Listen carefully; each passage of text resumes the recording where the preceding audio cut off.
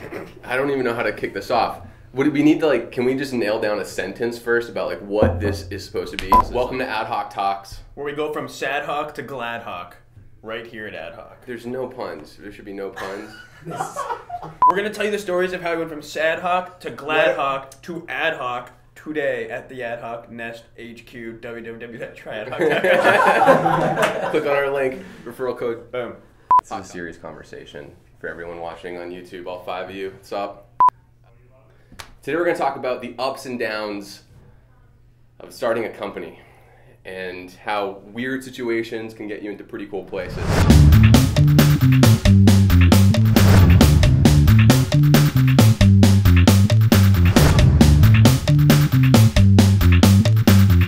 I'm Dan Pratt. He's Dan Pratt. That's Todd Saunders. We're the co-founders of AdHawk. If you rewind 3.5 years ago, I had left my first startup, a company by the name of Smarterer, after working there for 3 years to join the Google team, which is where I met Todd. And I was your boss. You weren't really my team lead. On your team. Team lead, yeah. Google has a lot of names for bosses. It's boss, team lead, director, assistant director. No one cares. So Todd and I worked together. I was there for about 6 months when I learned that the company I'd left got acquired for $75 million. That was mistake number one. Don't leave a company that's going to get acquired for $75 million. Number one thing you should know. Mistake number two. No. And if you are going to leave, keep the equity. Don't sell it back. That's mistake number two. Yeah. Buy back your equity. Met Todd. We sort of bonded over startups. Helped me through a difficult time. And we realized that what we were doing every single day at Google, helping advertisers trying to simplify their digital advertising, was super manual. And we weren't the only ones that felt that way. Everyone we worked with had issues. And we wanted to create a tool that made it easy for people to advertise online. So step one was actually kind of having that idea. And really what it came down to was, let's just replace our jobs because we hate our jobs, and maybe we can build software to do that. We can't say we hated our jobs. Hated our jobs. What's the South Park thing? They took our derbs. We wanted everyone to feel that way. Dude, it's gonna suck for you to edit all this stuff out. Whoever's gonna edit it. What makes something corporate? You know what I think of when I think of corporate? I think your job, your future is set in stone. You're going to become an associate account strategist. You're going to become an account strategist. You're going to become an account manager. You're then going to become an account executive. You know, non-corporate is I'm going to work my ass off and I'm going to move my way up this company in a bunch of different roles. And yeah, you got to give people responsibility and trust in their ability to execute. I think the biggest difference though is like in the corporate world, there's a lot of unnecessary structure. And in a startup, in the early days, there's almost no structure. At a startup, we don't care about what you've done before, what you've done previously. It's what did you do for me yesterday? What did you do for me the day before? What are you going to do for me tomorrow? So something we talk about a lot is every day you wake up and you earn respect from everyone. You earn respect from your peers. And a new person is going to join the team tomorrow. They don't care what you've done over the last 30 days. They don't know what you've done over the last 30 days. And you're going to be 5 or even 10 years younger than them. So you have to earn respect from everyone at all times, hold you accountable. So what was it like hiring Niraj? Yeah, so Niraj is the VP of Data Science here at AdHawk. He was the first real adult that we hired here. That's when it got scary. It was like, this guy is it wasn't, way older. I think for me, like starting a company wasn't necessarily super scary. Raising money wasn't necessarily super scary. Hiring someone that had like children and all this responsibility, that was one of the most terrifying things. I think. You have a mortgage, you gotta, we don't offer health insurance at the time. And we need to make sure like him and his family can eat. Right. And I remember the day I got a message from Niraj on AngelList and it said something like, you have met your, what did it say? You had met your digital advertising soulmate. Yeah, you met your digital advertising soulmate. And I remember this to this day. I was like, oh, well, that's weird. Next. And my dad was like, wait, that's not weird. I'm like, you're just old. You just don't think it's weird. It's definitely weird. And he pushed me to like, go look him up. And I looked him up and I was like, oh, he was a director of like optimization at Ask Jeeves on their search team. The next thing I know, Niraj is living in Jersey City, working at AdHawk, commuting in, working the longest hours out of anyone. Well, I think that's a really good example of, at a startup, like, age isn't really an issue. And I think that's like a thing that a lot of people talk about, right? There's this like, a lot of people talk about ageism in startups and how, you know, the young, like the next group up of people building cool social products or, you know, business apps are fresh out of college and, you know, they have the new unique perspective on things. But at the end of the day, like, if you're gonna find someone that will grind it out during the day just as much as the person sitting right next to them, it shouldn't really matter how old they are, what their background looks like. Yeah, I think there are like multiple stages of hiring for a startup. You know, it starts with the founders. You got to be a little bit crazy to start a company, especially if you've never done it before. I think the first test for any good startup like founder team is to convince other people to join your crazy idea when there's literally like nothing built or nothing really defined. Part of it is, you know, knowing the right people to look for. The other is using your network as much as possible, because if someone can stand between you and this awesome engineering hire or designer or business person, and they're able to vouch both sides of the conversation, it just increases the likelihood of that partnership happening. So that's sort of stage one, is right, like, you got to find people that are just willing to take a huge risk and bet on this crazy idea that you have. Well, also in stage one, you know, we look for the person, not necessarily the skill, right? You can teach skills, but you can't teach attitude. And a lot of times I see people just look at resumes and say, what job experience have they had? And they're not willing to get on the phone and say, wow, that person would be an asset in the office.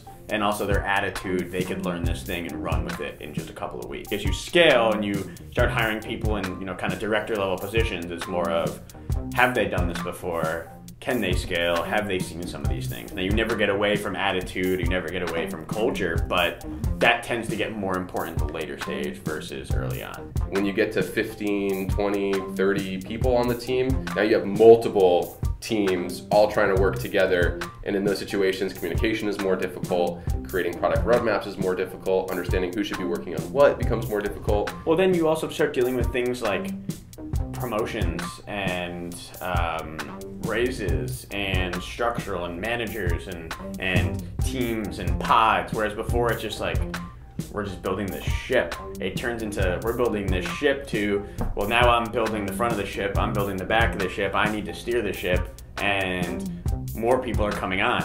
And it makes it a little bit more difficult. But also, the ship gets built a lot faster. A lot faster. The best ships are friendships. So I think another big mistake people make is they want to have like the full product before they go to market. We applied to Techstars with a Google spreadsheet, no engineers, no product, no revenue. It was really bad. Yeah, well, it was good, but it wasn't anything.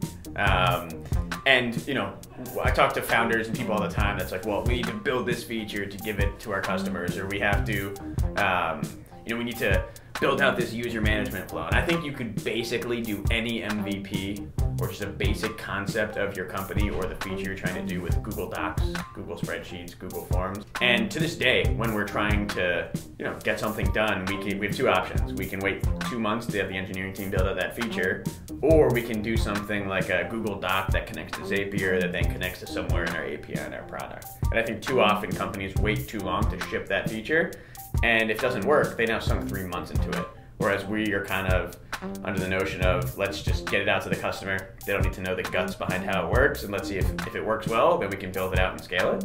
If not, it only took us 2 weeks. That's definitely something I've learned throughout the whole process. What do you do as two business co-founders when you're a year away from selling your first piece of software? The very first thing that we did as a business team was took a step back and said, okay, what type of company do we want to be? What type of value do we know we will provide to our customers in the next year, 2 years, 3 years? And what can we start doing today to build a brand around that to compete with some of the other folks that are in our space?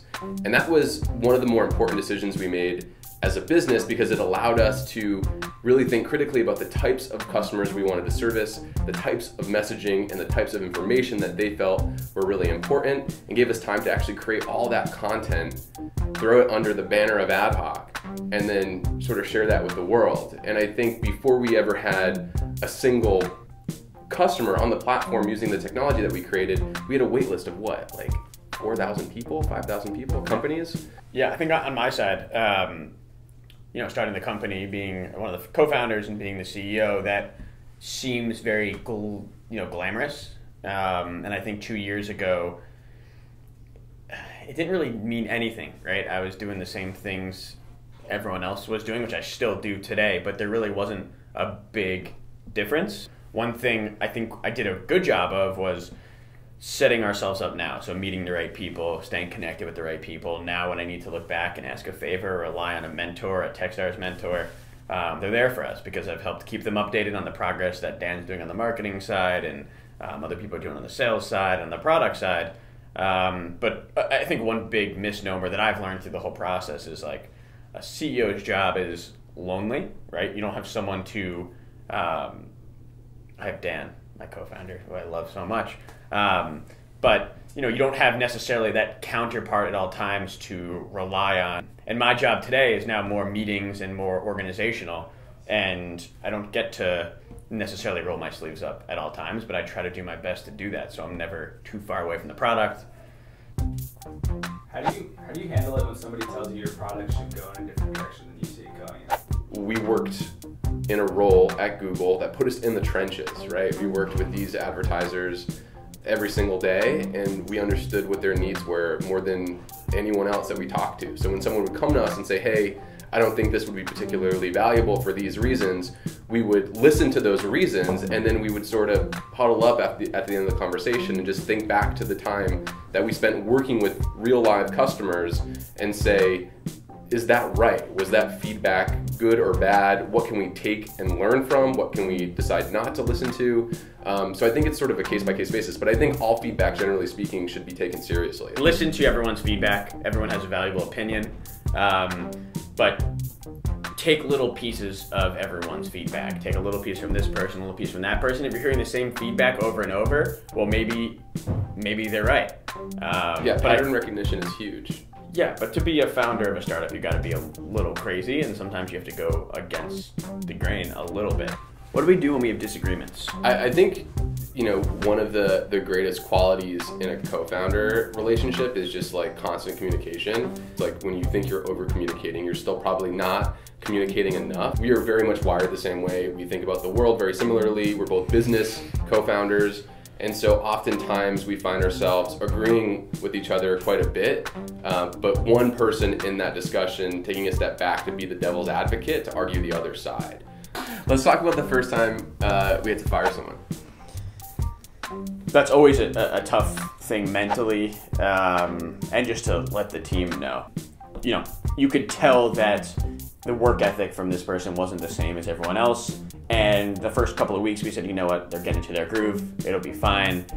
But the second someone on the team came to me and brought it up, I knew right away that if we let this go on any further, it would be like a cancer, right? As soon as someone else on the team notices, then it's a big problem. And personally, I wish I could have realized that 2 weeks beforehand. And, I'd given this person feedback multiple times, please, let's pick up the work ethic, let's get some more things done, and it just wasn't happening. And I remember my last meeting with him, I said, things aren't working out, it's time we part ways.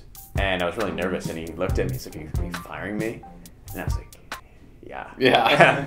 I just didn't want to be like, you're fired. In the day, as much as you may not like that person or their work, or as much as you might like that person, you realize like they still need to eat, they still need to pay rent. They're still a person, and you start to realize like it's not easy, right? Point at the camera. Say thanks for watching. Thanks for watching. Visit tryadhawk.com. Visit tryadhawk.com for all of your digital advertising needs. Click the link below to subscribe. Something like that.